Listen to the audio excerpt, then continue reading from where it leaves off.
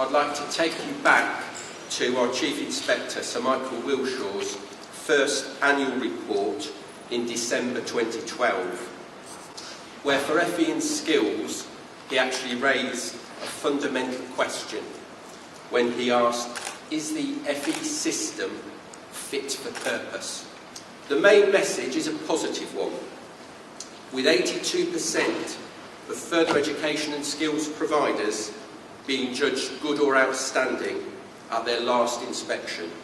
We mustn't forget that that still means 1 in 6 learners are at providers where provision is less than good. Some caution is needed, as through inspection we did identify for a third consecutive year some concerns about the teaching of English and mathematics. We will be introducing more frequent, shorter inspections for good FE and skills providers, approximately every 3 years.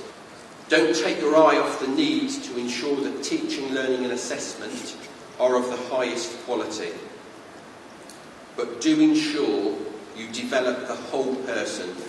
So one of the issues really is to try and understand the basic physiology of what's happening up here in this most complicated object in the known universe, which we all have. You and you together have more brain capacity than Albert Einstein. So the first thing we have to understand is that actually we all have that capacity, and it's a question really of collaboration and learning to work together, and that's a message that we don't get across. And it's something really important because, of course, what we don't do with young people quite often is to give them the aspiration that they can do much better than they think they can. So imaginative teaching at any level, doesn't matter who it is really important. The inspirational teacher, and the research shows that, actually makes a very big difference to how young people learn. And it's interesting to consider that when you leave this room tonight, even if you've been totally bored with what I've said, or anybody else has said, the actual physical geography of your brain will have changed. What we have tended to do is to put people in silos, and that is something which is wrong for education. What we're doing with young people right across the educational sector at the moment is to channel them into deeper and deeper ways, with less and less looking at the side, at the outer world of what we're doing. And to my mind, that's a very, very important message. Because I think the most important thing facing us in the next few weeks is to try and defend our democracy. We have a right to demand the change to rectify injustices, and there are huge injustices in education. Abolish or transform OFSTED. We are wasting 156 million of our money on OFSTED. We've got to end the funding crisis. That should be in the plural. The crisis, the endless crisis in post-16 and adult education.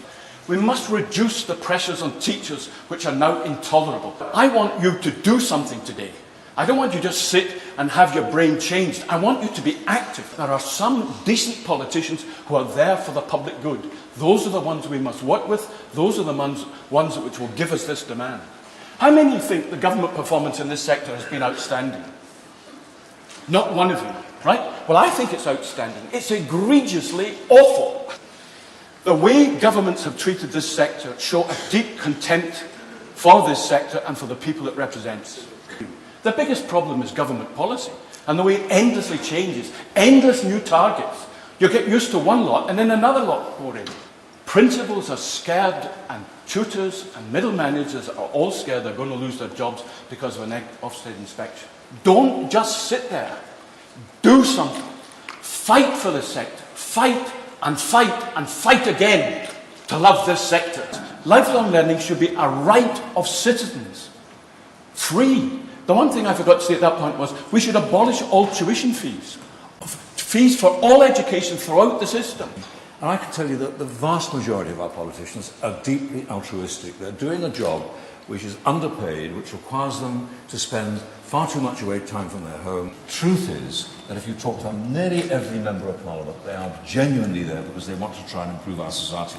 I accept that. Well, the problem really is that they are advised by a really poor civil service. I don't agree that our young people have got poor aspirations. I've spent my life working with young people, from Glasgow gangs all the way through youth unemployment in the northeast of England. And they've got high aspirations. Do you know what they are? To have a decent job. No, they're not.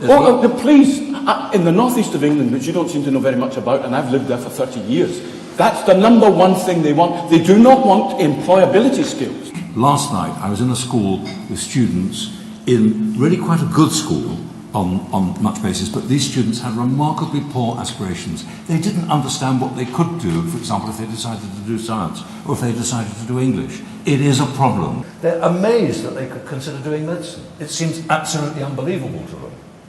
And so I don't agree with you. I'm afraid you're wrong. And I see it from practical experience, which I'm doing currently every day of my working week. I'd like to make a case that we've got leadership wrong in further education and indeed in schools, and that instead of seeing leaders as the way we do see them, we should see leaders as teachers. Teachers won't engage in cycles of inquiry when they feel criticised or put down for not being good enough. And the second quote, blame and shame are counterproductive to promote teacher learning.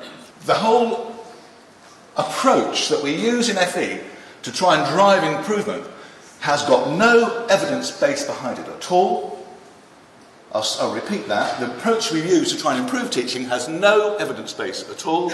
It's directly contradicted by everything we know about how to improve teaching. And we know how to improve teaching, and this is it. Leaders are teachers. That's their main role. All the research evidence show us that. The present model of leadership in FE, I think, is utterly broken. Thank you. And there's something that Einstein said that's become very well known recently, and people have been discussing it and tweeting about it, and that is that imagination is more important than knowledge. Why are some of the learners disengaged? How can we motivate some of these disengaged learners? We're told that learners disengage because teachers aren't good enough. And the other bit of the deficit model is, oh, well, it's the learners themselves. The learners just don't have it in them to be motivated. It's a tut-tut kids today kind of argument, and we don't need to spend too much time on that.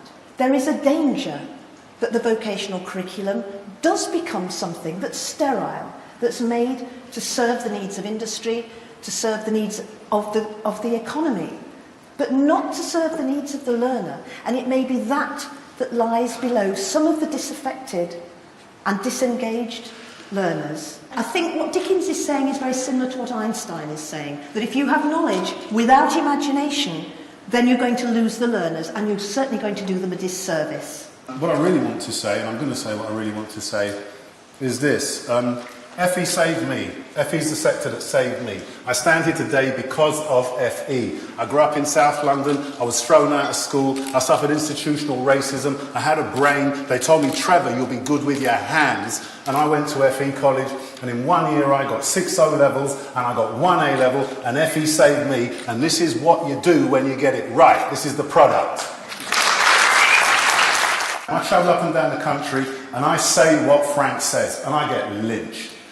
Equality. Is there really equality in further education? For me, FE is all about equality. If there was no FE, millions of children up and down this country, millions of young people just wouldn't get a say. They just wouldn't. Now, I work with a lot of teachers who did a lot of this, and they bored me shitless. And I work with some teachers who did this, with this, and I got it. Don't have to teach. They're qualified. They could be off in industry earning more money. Why do they do it? It's still a vocation. It's not a profession. I don't want it professionalised. I want people coming into it who do it because they have a passion for it. They want to change young people's lives, and they don't want to make a shed load of money. I hope you can understand where I'm coming from.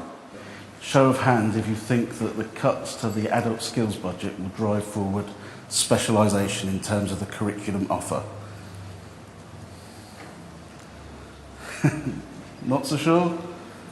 In terms of coupling it, it's really interesting. I went to college to get out of the town that I was living in, and obviously then to university to get out of the town that I was living in. So in terms of the curriculum, I think you've got to remember it's an art as much as it is assigned. And one of the reasons I started teaching in FE is because I genuinely believed, and I still believe it today, that it gives people opportunities that they just cannot get anywhere else. It is possible that you can transform people's lives through FE, and we know that, and every single person in this room knows that, and I can see people nodding. We all know this, and we've just got to keep lobbying to say that it makes a huge difference. And it isn't about employability skills, it isn't about any of that language, it is about people feeling good about themselves and people aspiring to be the people that they can and they want to be, and we know that FE does this.